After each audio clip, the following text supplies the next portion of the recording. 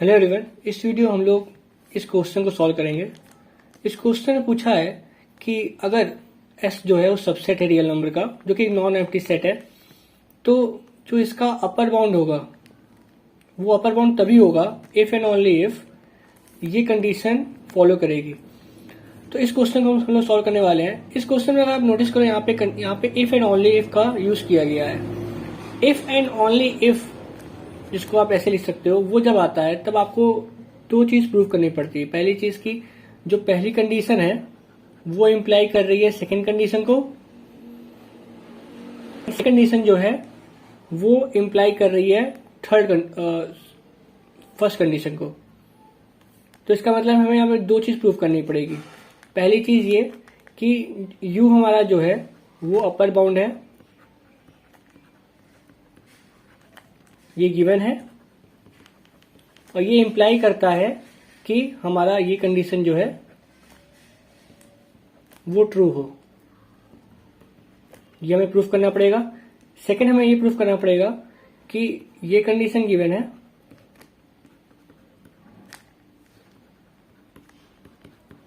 और ये इंप्लाई करता है कि हमारा जो u है वो अपर बाउंड है।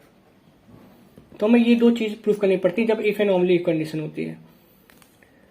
तो सबसे पहले हम ये प्रूफ करेंगे। यहां पे हम क्या करते हैं, सबसे पहले हमें यहाँ पे प्रूफ करना है कि अगर हमारा u जो है वो एक अपर बाउंड है, तो जो हमारा जो एक ऐसा नंबर हम लें अगर जो t है वो ग्रेटर देन अगर u हो, तो वो हमारा सेट में बिलोंग नहीं करेगा।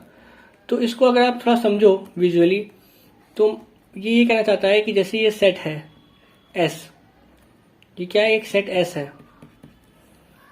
अब यहां पर ये एक नंबर है जिसको मैं कह रहा हूं u, जो कि क्या है, अपर बाउंड है। अपर बाउंड का मतलब है कि सेट के जितने भी नंबर्स होंगे उनसे ये ग्रेटर देन होगा। ठीक है। तो ये जो पहला जो कंडीशन है वो ये कह रही है कि अगर कोई ऐसा टर्म मैं उठाता हूं जो u से बड़ा हो, यानी अपर बाउंड से बड़ा हो, यानी कि यहाँ पे आए वो टर्म, तो अगर वो टर्म u से बड़ा है तो वो सेट में बिलोंग नहीं करेगा, क्योंकि u जो है वो अपर बाउंड है। तो आप विजुअली अगर देखो तो आपको समझ में आ रहा है कि हाँ, ये चीज सही कह रहा है। बस अब इसको हमें शो करना है मैथमेटिकली। तो सबसे पहले हम क्या करते हैं, हम यहाँ पे ये समझना है हमें क्वेश्चन में कि हमें गिवन क्या है। तो गिवन हमें क्या है, यहाँ पे गिवन हमें कि u हमारा क्या है, वो एक अपर बाउंड है, एंड हमें ये भी गिवन है कि t बिलोंग्स टू r है and t greater than u है। ठीक है, ये चीज भी गिवन है। हमें शो क्या करना है, हमें शो करना है कि जो t है वो सेट में बिलोंग नहीं कर रहा है। ठीक है, अब इसको शो कैसे करेंगे, हम यहाँ पे यूज करेंगे कंट्राडिक्शन का यूज करेंगे। कंट्राडिक्शन में क्या करते हैं, हम पहले एक चीज एज्यूम करते हैं, जैसे कि यहाँ पे हमें शो करना है कि t does not belongs to s, ये हमें शो करना है। तो हम ये एज्यूम करेंगे, हम ये एज्यूम करते हैं कि t जो है वो बिलोंग कर रहा है s में, यानी कि हम कह सकते हैं t is an element of s का एलिमेंट है t। ठीक है, अब हम ये देखेंगे कि हमें गिवन क्या है, उससे हम क्या चीज निकाल सकते हैं यहाँ पे।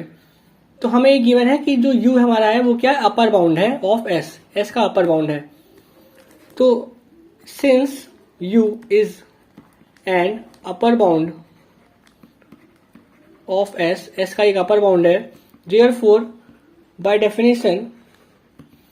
डेफिनेशन ऑफ बाउंडनेस, ठीक है, बाउंडनेस की डेफिनेशन के हिसाब से हम ये लिख सकते हैं कि जो u होगा वो क्या होना चाहिए, वो ग्रेटर देन होना चाहिए t से, सिंस t जो है वो एलिमेंट है किसका, s का, जो कि जो अपर बाउंड होता है वो सेट के हर एक एलिमेंट से बड़ा रहता है।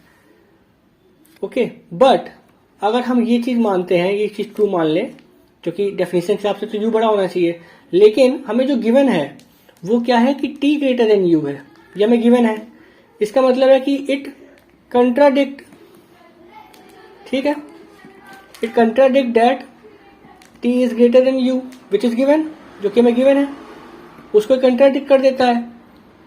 इसका मतलब है कि हमारी जो एजम्पशन है, ये कंट्राडिक्शन क्यों आया? क्योंकि हमने जो एज्यूम किया था वो गलत होगा, तभी तो आया है कंट्राडिक्शन। तो आर एजम्पशन, हमारा जो एजम्पशन है वो गलत है, तभी आया है कंट्राडिक्शन। तो हमारा एजम्पशन क्या था? हमने एज्यूम किया था कि टी बिलोंग्स टू एस है, तो इसका मतलब क्या होगा कि हमारा एजम्पशन गलत है, इसका मतलब T does not belongs to S true होगा।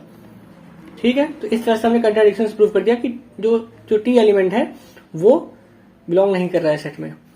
अब हमें ये हमने पहला केस प्रूव कर लिया है। सेकंड केस में हमें क्या करना है? हमें दूसरी कंडीशन को ये समझना है कि हमें गिवन है, और हमें ये देखना है कि ये इंप्लाई कर रही है इस कंडीशन को। तो सेकंड केस में हमें क्या गिवन है कि अगर टी कोई एक ऐसा रियल नंबर है, सॉरी यहां पे होगा टी अगर कोई एक ऐसा रियल नंबर है जो कि बड़ा है यू से, देन वो जो टी होगा वो बिलोंग नहीं करेगा सेट में, उस सेट में जिसका यू जो है अपर बाउंड है, ये गिवन है हमें। ठीक है, हमें शो क्या करना है? हमें शो करना है कि यू हमारा अपर बाउंड है, you is an upper bound, you is a upper bound. ये हमें क्या करना है? हमें यहाँ करना है, ये प्रूव करना है हमें, टू प्रूव कि हमारा यू अपर बाउंड है, और ये हमें गिवन है। तो ये हमारा सेकंड केस है इफ एंड ओनली इफ का।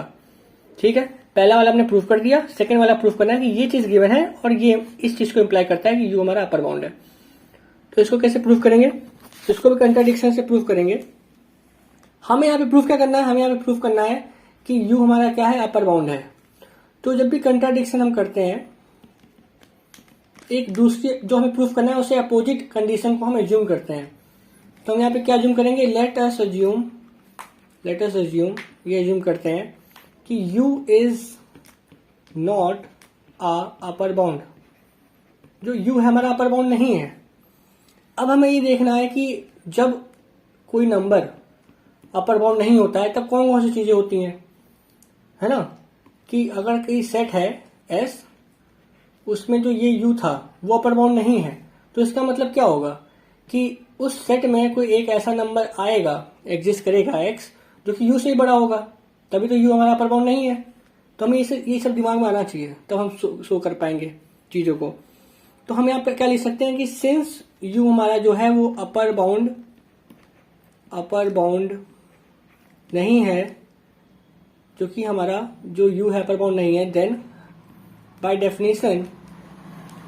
डेफिनेशन ऑफ अपर बाउंड की जो डेफिनेशन होती है, जो है ना बाउंडनेस डेफिनेशन होती है, उसके हिसाब से ये कह सकते हैं कि देयर एग्जिस्ट सम x, कोई नंबर x एग्जिस्ट करेगा सेट में S में, जो होगा u से बड़ा होगा, है ना, जो कि u से बड़ा होगा।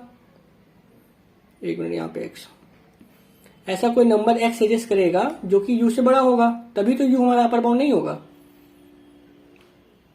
इसका मतलब है, ठीक है। अब देखो ये हमने किस चीज से लाया, हमने ये चीज हमने लाई है डेफिनेशन ऑफ अपर बाउंड से। हमने माना कि यू हमारा अपर बाउंड नहीं है, तो वो चीज अप्लाई करती है ये चीज को। अब हम देखेंगे हमें गिवन क्या है। हमें गिवन है कि अगर कोई नंबर कोई भी नंबर रियल नंबर बिलोंग करता है और वो यू से बड़ा होता है, तो ये चीज अप्लाई करती है कि वो नंबर सेट में नहीं हो सकता है।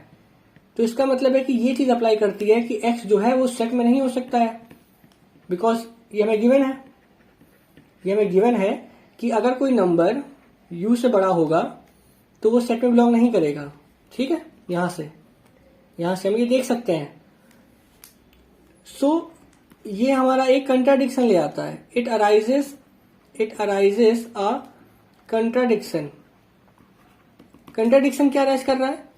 अराइज ये कर रहा है कंट्राडिक्शन कि हमने ये माना कि u हमारा जो है वो अपर बाउंड नहीं है, u हमारा अपर बाउंड नहीं है। जब हम ये सोचते हैं कि u हमारा अपर बाउंड नहीं है, तो ऐसा कोई नंबर तो एग्जिस्ट करना चाहिए ना सेट में जो कि u से बड़ा हो, ऐसा कोई नंबर एग्जिस्ट करना चाहिए।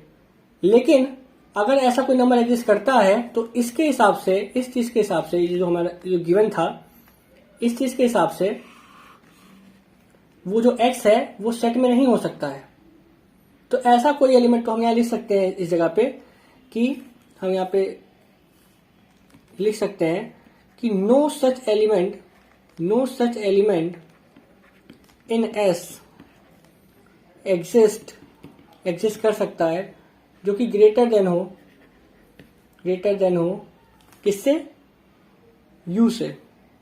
इसका मतलब क्या है कि अब अगर कोई एलिमेंट सेट में यू से बड़ा होगा ही नहीं, तो इसका मतलब क्या होगा कि यू हमारा जो है you is a upper bound. तो इस तरह से हम थ्योरम्स और गिवन चीजों का यूज करके हम क्वेश्चन को सॉल्व करते हैं। पहले देखो कि हमें क्या देखना है कि हमें गिवन क्या है, हमें लाना क्या है, ये हमें पता होना चाहिए, तब हम जाके इसका यूज करके हम प्रूव कर सकते हैं। तो इस तरह से मैंने दोनों चीजों को प्रूव किया। If and only if condition का, यहाँ पे if and only if condition थी, तो हमें दोनों चीज को यहाँ पे शो करना था। सो आई होप आपको पूरा समझ में आया होगा। एंड अगर आपको पूरा समझ में आया तो प्लीज वीडियो को लाइक करिए, सब्सक्राइब करिए मेरे चैनल को और भी ऐसे वीडियोस के लिए। Thank you.